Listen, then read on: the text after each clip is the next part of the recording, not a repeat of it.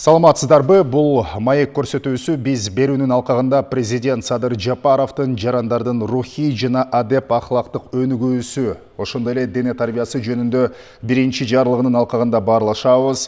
Белгилей кетели, ички саясаттын эң маанилүү багытын жогорку моралдык ченемдерди, каада салттарды, үй бүлөлүк жана коомдук баалуулуктарды, сергек жашоону өздөштүрүү, Кыргызстан элдеринин маданияттарынын дөөлөтүн кайталангыстыгын жана бирдиктүүлүгүн чагылдырган жалпы адамзаттык баалуулуктардын системасына өтүү аркылуу жарандарды тарбиялоону колдоо максатында мына ушул жогоруда аталган жарлык чыккан болчу.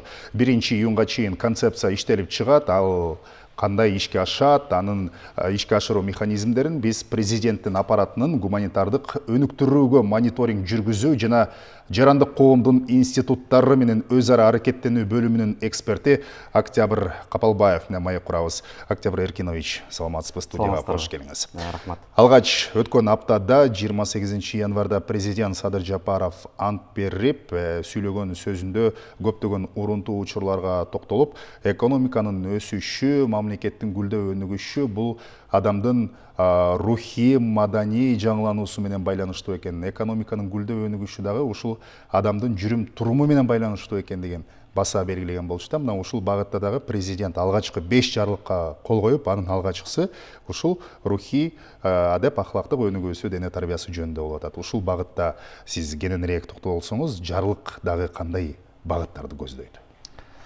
Рахмат. Өткөн жума биздин Кыргызстандын соңку жаңы тарыхында өтө даталуу күндөрдөн болуп калды десек болот. Себеби Кыргыз Республикасынын президенти расмий түрдө өзүнүн ишине киришип, ошол эле учурда эң биринчи болуп биздин жарлыктын чыгышы бул инсандын руханий, адеп ахлактык өнүгүүсү жана дене тарбиясы жөнүндөгү жарлыктын кол коюлушу бул символикалык жана сакралдык мааниге ээ да. Себеп дегенде биз мынакей адамзат коому жаралган күндөн бери эле экономика өнүгүш керек, анан материалдык баалуулуктарга көбүрөөк басым жасап, ошолорго көбүрөөк багыт кое коюп, бүгүнкү күндө ааламдашуунун алкагында материалдык баалуулуктардын кубалоонун артында, жаңы технологиялардын өсүп өнүгүүсүнүн артында жөнөкөй эле адамдык баалуулуктар тепселенип, кээ бир жерлерде унутулуп, коомдо жат көрүнүштөр аябай кайталанып атат да. Бизге бүгүнкү күндө өзү үлгү болгусу келген өнүккөн мамлекеттерде дагы мына ушундай бир адамдын табиятка туура келбеген жат көрүнүштөрдү кээде бир таңуулаган учурлар, жагдайларда кездешпей коюп атат да.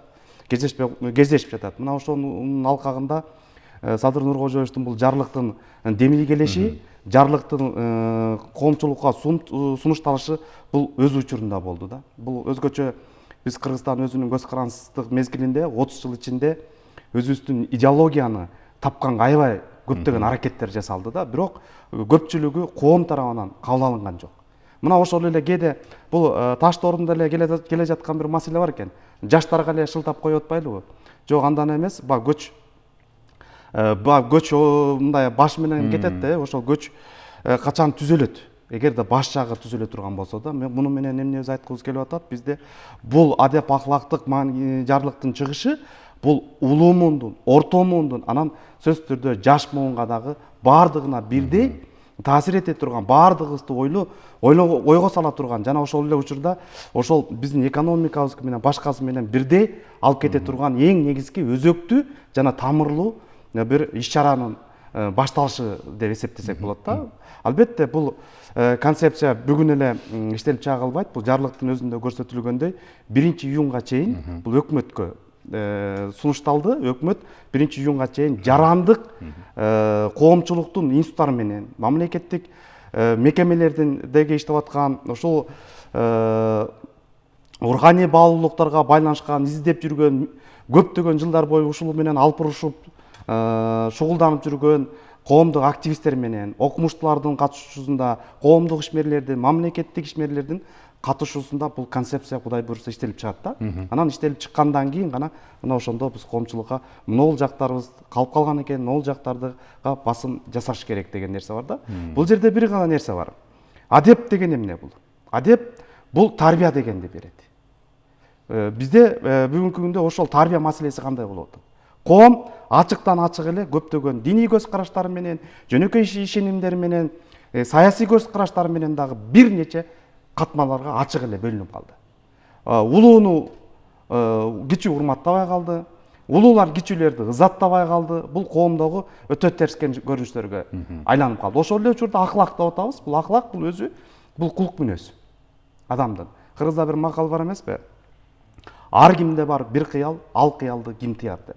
Ушул биз өзүбүздүн кыялыбыздын үстүнөн, кулк мүнөзүбүздүн үстүнөн иштөө дагы мындайки экинчи, үчүнчү пландарга чыгып бара жатат да. Ошонун артынан мынакей үй бүлөдөгү баалуулуктар да бузулду.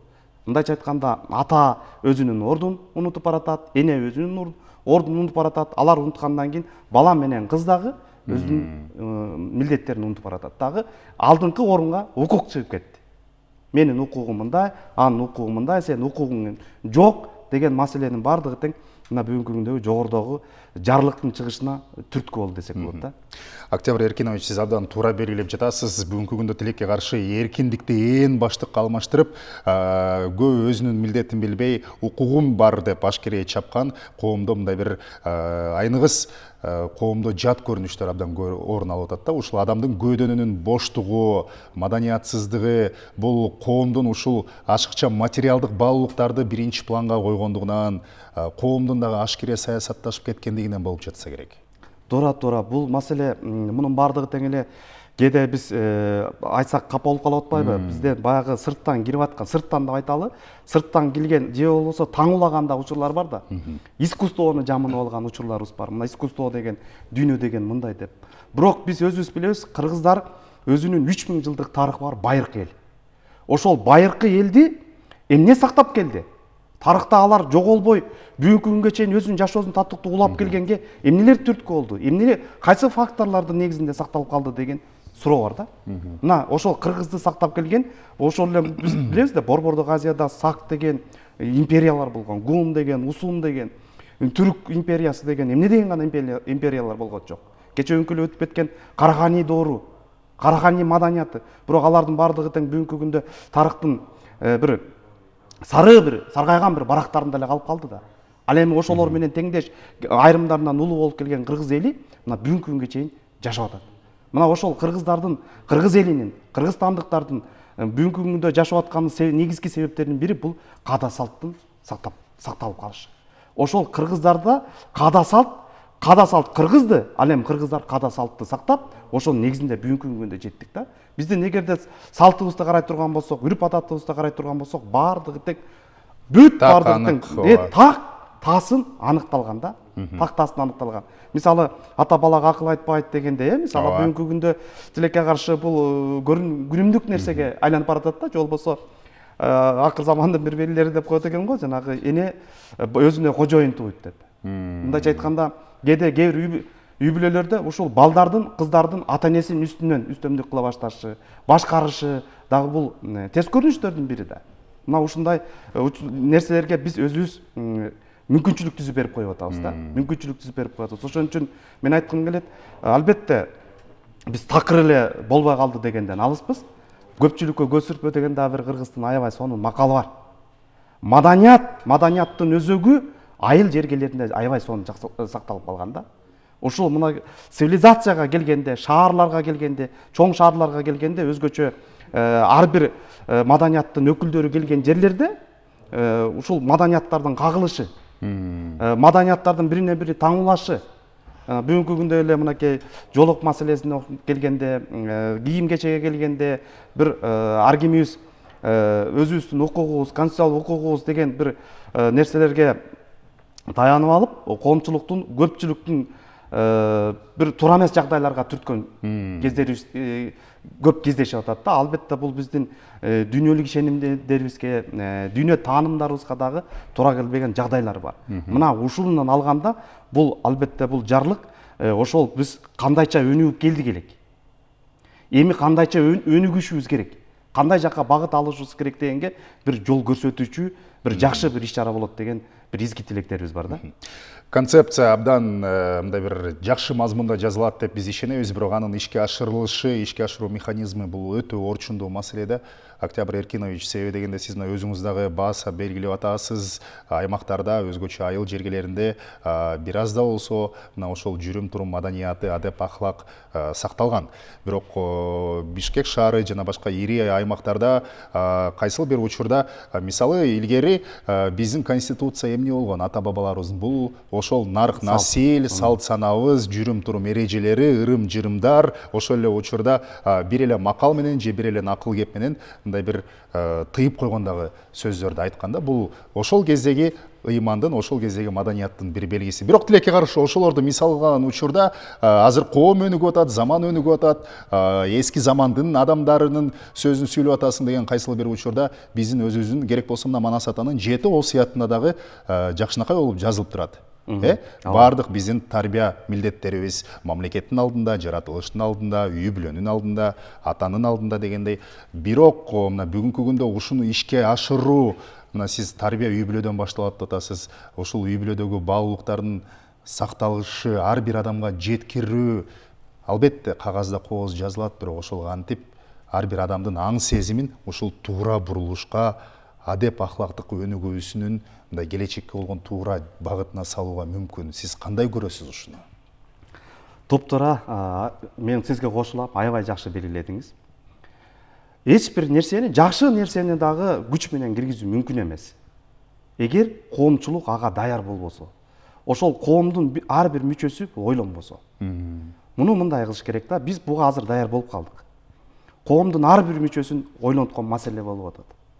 Кээде оозуңа алгың келбейт да, кээде оозуңа алгың келбей турган бир окуялар бүгүн катталып атат. Бүгүнкү күндө социалдык желелер аркылуу кандай деген бир адамдын үрөйүн учурган нерселер катталып атат да. Ошонун бардыгы тең ушул кулк мүнөздүн бузулгандыгынан, тарбиянын жоктугунан жана ошондой эле коомдун буга кайдыгер карагандыгынан улам келип чыгып атат. Илгери кандай эле? Илгери ар бир адамдын калыптанышына коом жооптуу болгон. Коом киришкен. Бүгүнкү күндө тилекке каршы сен өзүңдүн балаңды мүмкүн тарбиялашың мүмкүн, бирок башканы айтпайлы өзүңдүн бир тууганыңдын, өзүңдүн жакын балдарыңды дагы кой деп айтканга кээде күчүң жетпейт. Себеби башка бирөө капа болуп калат, апасы капа болуп калат, атасы капа болуп калат. Меники беле деген бир үчүнчү жактан кайдыгер мамиленин жыйынтыгы ушул алып келип атат. Келгиле, ар бирибиз өзүбүздөн баштайлы. Мен коомду оңдойм.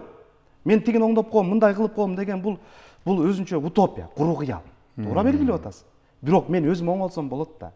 Мен өзүм оңолсом, менин үй бүлөм оңолсо, мен коомго пайдалуу, керектүү, коомго ак дили менен, коомго бир өзүнүн маңдай тери менен пайда келтире турган бир уулду, бир кызды тарбияласам, менин коомго салымы, кошкон салымым ушул болот да.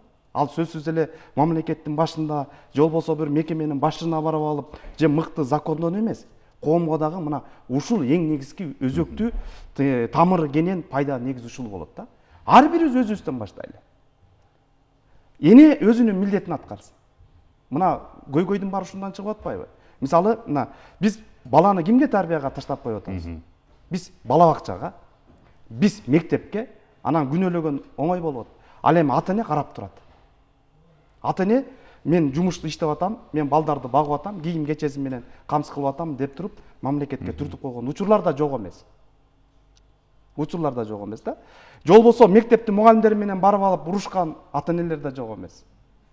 Менин биздин апабыз айтат, бул биздин учурда биз ата энелер жакшы болчубуз деп. Биз балдарыбызга болушчу эмеспиз деп. Азыр силердин муунуңар бузулду дейт.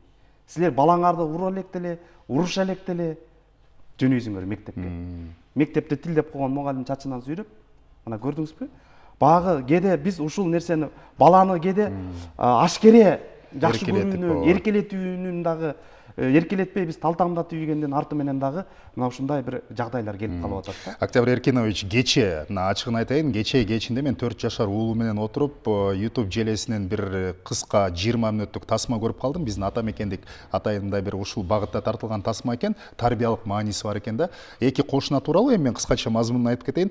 Бир кошуна уулун ушунчалык эрте жашынан баштап эмгекке бышык кылып, көп эркелетпей, мындай бир атасы, энеси татыктуу тарбиялайт да. Ал эми экинчи кошунанын өзүнүн уулун ушунчалык эркелетип, анан атасы керек болсо тиги лампочканы жарыкты алмаштырып койчу десе, апасы жок, уулум кулап кетет деп жата берсин, 11-ге чейин уктасын, 12-ге чейин уктасын, турса тамагы даяр, ушунчалык эркелетип чоңойтот. Соңунда эмне, уулу үйлөнөт, колуктусу менен ажырашат, кайра үйгө келет да, компьютерден башы чыкпайт, ойной берет. Ушундай соңунда атасы апасы карыйт, эмгекке жараксыз болот, уулу эч кандай акча таппайт, газга дүрмөк келип чыгат, акча жок, жанагы үй бүлө ушундай оор акыбалга кептелет. Ал эми экинчи кошуна ушунчалык балдары дагы иштеген, ата энесин баккан, камсыз кылган да. Бул жерде ушул сыяктуу бир тасмаларда мен абдан таасирлендим. Керек болсо мен дагы өзүм байкап көрдүм. Ашкере айрым учурда уулумду эркелетет экем деп ушул 20 мүнөттүк кыска тасмадан мен сабак алдым. Балким ушул сыяктуу тасмалар, видеороликтер дагы ушул концепциянын алкагында чыгышы керек го дейм. Бизде азыр кинолордун көбү дагы коммерциялык багытты көздөп кетти. Бирок ушул сыяктуу видеолор абдан аз да. Албетте, мына сиз айтып аткан маселени бул ошо жарлыкка да кирди. 4-5 позициясында массалык маалымат каражаттары аркылуу ошол жанагындай көркөм фильмдерди, же болбосо жөнөкөй эле балдар үчүн мультфильмдерди жазып атпайлыбы, тартып атпайбы. Ошолорду дагы биз ишке аралаштырышыбыз керек да. Бул жерден эгерде баардыгыбыз аралашпайт, жана дагы бир жолу кайталагым келип атат, буга коомдун баардык өкүлү, улуу болобу, кичи болобу, баардык өкүлү катышмайын биз жыйынтык чыгара албайбыз да. Бул аракет аябай жакшы аракет болду. Бул деген жана башында айтып өткөндөй бул символикалык жана сакралдык мааниге ээ. Себеп дегенде биз эртең Кыргызстандын гүлдөп өнүгүшүн могу жок болуп кетип бара жаткан мамлекеттердин катарынан көргүбүз келбесе, эгер гүлдөп өнүккөнүн каалай турган болсок, биз биринчи моралдык жактан, нравалык жактан биз биринчи өзүбүздү оңдошубуз керек да. Мына ушундай шарт болгондо учурда гана мына бүгүнкү күндө биз өнүккөн мамлекеттерди айтабыз. Мисалы Японияны алалы. Япониянын шаарларына кирсең, аябай чоң цивилизацияга күбө болосуз. Ал эми ар бир үйүнө кирсеңиз, бул Япониянын маданиятына күбө болосуз. Мына азыр кээде сиз башында туура айттыңыз, ушул нерселерди сүйлөп аткан киши бизди айткандан оозу жаман болуп, жаман көрүп атканда дагы биздин жарандарыбыз чыкпай койбойт. Өздөрү эле кыйратып атабы, өздөрү эле кыйын болуп атабы деген ойду да айтышат. Мына ошол сыяктуу өнүккөн ошол эле Кытайда да эле ошондой. Сыртта цивилизация, ал эми ичинде ошо Кытайдын же болбосо Корей элинин өздөрүнүн улуттук маданияттары үйүнө турат да. Бизде тетири нерселер орун алып атат. Биз батыштан келген, чыгыштан келген башка нерселерди үйүбүзгө толтуруп койдук. Кыргызмын деп жашаган үйдүн ичине кирсең, ал жерде кыргызга таандык эч нерсени көрө албай коюшуң мүмкүн. Ошол эле улуттук баш кийим, калпак, ошол эле улуттук аспап, комуз, ошол эле шырдак кийиз, ошол эле чепкенге окшогон кыргызды кыргыз кылып турган, кыргызды кыргыз кылып сактап келген улуттук кийимдер, идиш аягы, музыкалык аспаптары жок үй бүлөлөр четтен чыгат да. Ал эми ошол баланы биз кичинекей кезинен тарбиялап өстүрө турган болсок, биз биринчи ошонун сөзсүз түрдө нарктуу муунду тарбиялай турган болсок, биринчи ошол биздин материалдык маданиятыбызды дагы, руханий маданиятыбызды дагы биз көтөрүшүбүз керек. Мисалы мына нарк маселеси деген эмне? Мына бүгүнкү күндө кечирип коюңуздар, 70 жыл совет мезгилинде идеологияга сугарылгандарда, азыр кыргыз наркы барбы? Бар, айылдардан тапсак болот, бирок көпчүлүк муну мамлекеттик коомдук ишмер болуп жүргөндөрдөн кээде биз кыйналып калабыз да. Ал жерден эч нерсени көрө албай калышы мүмкүн да. Эми биз муну менен аларды күнөөлөйлү деген жерибиз жок. Болгону биз ким экенибизди эстеп койсок, кайсы багытка алышыбыз керек? Мынакей бул жарлыктагы ошол биз бүгүнкү күндөгү ааламдашуунун алкагында өнүккөн өлкөлөрдөн артта калбай. Ошол учурда өнүккөн жаңы технологияларды кабыл алуу менен бирге салтыбызды дагы, үрп адатыбызды дагы чогуу алып кетишибиз керек деген. Себеби бүгүнкү күндө диний ишенимдердин бир нече тармактарга, бир нечеге бөлүнүп, диний ишенимдер менен бир туугандар согушуп аткан малда биз сөзсүз түрдө бул өзүбүздүн миңдеген жылдар бою сакталып келген, кыргызды кыргыз кылып сактап келген салт санабызды дагы мындай ойготуп, кээ бир жерлерден ойготуп, ошолорду биз бүгүн пайдалана турган болсок, биз татыктуу эртеңки күндө кийинки муунга Кыргызстанды толугу менен бекем, күчтүү мамлекет катары өткөрүп бере алабыз. Ал эми экономикаң өнүгүп кетип, эртең тилиң жок болуп кете турган болсо, ката салт өнүгүп кете турган болсо, ал жакта бүгүнкү күндө көп көйгөйлөр бар. Албетте. Экономикага тоодой киреш алып келген, мисалы жөнөкөй эле туризм тармагын алып көрө турган болсок, албетте мынакей биз этнотуризмди өнүктүрөлү, ушул сиз жогоруда атап кеткен кыргыздын жашоо образына тандык болгон анык биздин үрп адатыбыз, каада салтыбыз, калпагыбыз, улуттук ашканабыз, боз үйүбүз, кыргыздын керемет жерлерин дагы башка мамлекеттерге мындай анык мына биздин өзүбүздүн ата бабабызга таандык жашоо образы деп көрсөтө турган болсок, мен ойлойм кызыккандар ого бетер саны артат болуш керек. Болот. Бул багытта. Эми сиз мынакей президенттин аппаратында эксперттен тышкары, сиз тажрыйбалуу педагогсуз, психологияны дагы жакшы түшүнөсүз, профессорсуз. Октябрь Эркинович, ушул улуу муун, орто муун, кичүү муун болуп мындай өзүнчө бөлүнүп ишке ашырылат деп атпайсызбы? Ушул муундардын кабыл алынуусу кандай деп ойлойсуз? Педагог катары айтыңызчы. Бат эле кабыл алып, мен туура эмес иш кылып атырмын. Тарбиям, жүрүм турум маданиятым туура эмес болуп жатыптыр. Сиз айткандай ушул элиме, коомго бир аз да болгон салымым ушул болсун, мен өзүмдү оңдоюн дегендер болобу? Баягы үмүтсүз шайтан деп коет эмеспи? Бүгүнкү күндө кызыкчылыктардын кагылышы болуп аткан учурларда өзгөчө улуу муунга кандай кабыл алынуусу? Эми биз эмес силер оңолгула деген учурларды эле көрүп жатабыз. Айрым учурда жаштарга улуу муун кээде үлгү да болбой калып атат. Сиз туура айтып атасыз. Биз өзүбүздүн ишибиз менен жанагы биз эми маданияттын алкагында, кыргыз этнографиясынын алкагында биз көптөгөн улуу муундун өкүлдөрү менен сүйлөшүп калабыз да. Ошол учурда ал кишилердин көздөрүнөн бир жалынды, учкунду көрөм да.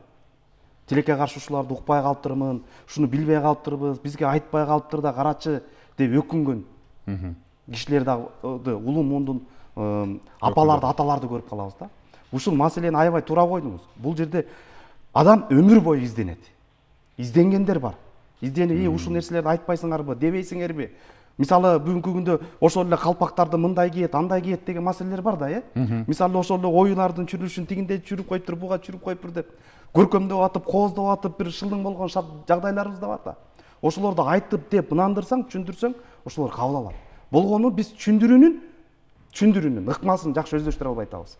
Биз келип эле тумшукка моундай кылыш керек, моундай болуш керек. Жок, түшүндүрүш керек. Мисалы, кээ бир жерлерде эмне болот, эми бул тигиндей да, андай, мындай деп биз баягы түшүндүрүүдөн, убакыттан качып атабыз да. Жок, антпеш керек. Улуу муун болобу, кичүү муун болобу, ошонун баардыгына тең ошону чечмелеп, эмне себептен? Себеби эмне? Мунун жыйынтыгы кандай болот? Аягы биз кайдыгерлик, эң чоң кылмыш бул кайдыгерлик. Биз өзүбүздүн кыргыз улутуна, кыргыз тилине, кыргызстандыктарга, Кыргызстанда жалаң эле кыргыздар эмес, башка дагы биздин бордошторубуз, кыргызстандыктар жашап атпайбы? Ошолордун маданиятына дагы биз аябай мындай көп улуттуу маданиятты, сый урмат менен кайрылышыбыз керек да. Ошол эле учурда жарлыктын жана экинчи бөлүгүн дагы унутпашыбыз керек. Бул жерде дене тарбия маселеси жатат. Мисалы, жогорку окуу жайына тапшырганда бардыгы тең саламаттыгы чың, здоров деп справка алып келип тапшырат, Анан эле биринчи, экинчи курста физкультура башталат, дене тарбиясы башталганда эле баары орукчал болуп чыгып калат. Мына карасаңыз, бул жерде ошол ар бир адам өзүнүн ден соолугу үчүн, саламаттыгы үчүн да күрөшпөгөн дагы жарандарыбыз тилекке каршы бар да. Мына ушул жагдайдан ала турган болсок, мына дене тарбия катышкан биринчи указдын чыгышы дагы бул өтө коомдогу кыргызстандыктар үчүн, кыргызстандыктардын дени сак болсо, мына бүгүн 2020-жылы көрсөтүп койдук го. 2020-жылы улуу жанагы кара тумоонун капташы кыргыздарды ойлонту. Эң биринчи байлык бул ден соолук экендигин, амандык экендигин мына көрсөттү да. Мына ошол учурда дагы элдин бүтүндүгү, элдин ынтымагы мына көп нерсеге жардам берди. Ошол биздин жарандарыбыз мамлекетти эле карап турган жок да. Бардыгы бизде ашар деген түшүнүк бар, Ашар деген, бирине бири жардамдашуу деген, бүлүнгөндүн бүлдүргөсүн албоо деген, бирөө кыйналып аткан учурда, өрт алып аткан учурда, же болбосо кырсыктап калган учурда бардыгы жардам берип. Бир адамдай болуп, бардыгыбыз тең мына бир жакадан баш бир жеңден кол чыгарып жардам берип мына улуу тумоодон татыктуу чыкканга аракет кылдык. Ошол дагы мына биздин каныбызда сиңип калган. Кээде биз баягы боекчу боейт десе сакалын кошо боейт болуп ашыр айтып алган жерлерибиз бар да. Мына ошону улуу муун болобу, орто муун болобу, жаш муундарга болобу муну түшүндүрүү иштери менен гана түшүндүрүп, аларды ынандыруу ыкмасы менен гана жеткире алабыз. Себеп дегенде мына бүгүнкү күндөгү телефон азыр мына кол чөнтөк телефондар пайда болгон учурдагы төрөлүп калган балдар сиздер мурун боз үйдө жашачыңар беле деп сурайт. Мына бүгүнкү күндө 15-16га чыгып калган балдар ушинтип сурайт. Мына менин малдам беле ушинтип сурайт. Ай жок, биз деле мында ак үйдө жашаганбыз. Боз үй биздин ата бабаларыбыз тетиги 30-жылдарга чейин, 50-жылдарга чейин ошол жерлерде жашап келген. Ана маданият акырындык менен өнүгүп келатат. Карабайсызбы? Мына бүгүнкү күндө жөнөкөй эле 4 түлүк малды билбеген дерибиз бар да. Эркек мал менен ургачы малды билбеген улуу мундун да өкүлдөрү бар. Мисалы аркар кулжа эркеги бирөө, аркар ургачысы кулжасы эркек экенин билбеген дагы топтор бар. Мына ошондуктан мунун баардыгын тең баягы укпай жатса да айтуу менен, түшүндүрүү менен, алар менен диалог аркылуу гана биз жеткире алабыз. Ал эми аны күчтөгө өтө турган болсок, анда карама каршы топтор чыгат, 3-чү топ коебуз, башка топтор чыгат. Мына бүгүнкү күндө мына моундай либералдык көз караштар бар да, адамдын жанагы бул искусствого жамынабыз, алдыңкы мамлекеттер мына моундай өнүгүп атат дейбиз. Ошонун арты менен дагы биз өзүбүздүн тарапташтарыбызды десек болот да. Мына ушул идеологиялык багыттан кээде көп учурларда биз жеңилип келатабыз. Ошого буга чоң кадам болду. Албетте сиздердин чоң жардамыңыздар керек. Бул боюнча ошол үлгүлүү үйлөрдү, мына совет мезгилинде үлгүлүү үйлөрдү, үй бүлөлөрдү көрсөтчүбүз беле. Өрнөктүү, бир илимден болобу, бир кесиптен болобу, бир ошондон бир жыйынтык чыгарган. Адамдарды ошону пропаганда кылчу да. Мына ушундай эмгектин арты мына ушундай ийгиликтерге жаратты деп. Мына ошол Кудай буйрса ушул нерселер дагы концепцияга кирет деп ойлойбуз. Жана ошондой эле мына дине тарбияны биз күнүмдүк турмуштагы жумуш катарында киргизбесек, биздин жарандарыбыздын коомчулуктун саламаттыгы өтө төмөндөп баратат. Мисалы жаш урун эмес спорт клубтарына, спорт комплекстерине бардык эле адамдардын кирүү мүмкүнчүлүгү боло бербейт.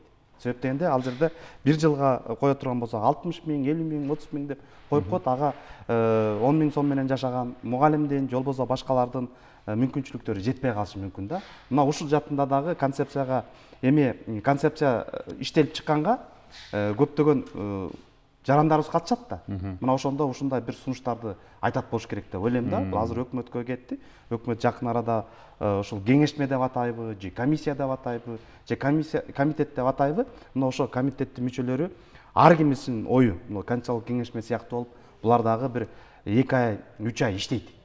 Иштеп туруп, анан коомчулук жактырылгандан кийин ошол концепцияны кабыл алышыбыз керек да. Башка мамлекеттерде мына үй бүлө боюнча дагы указ чыккан мамлекеттер бар экен.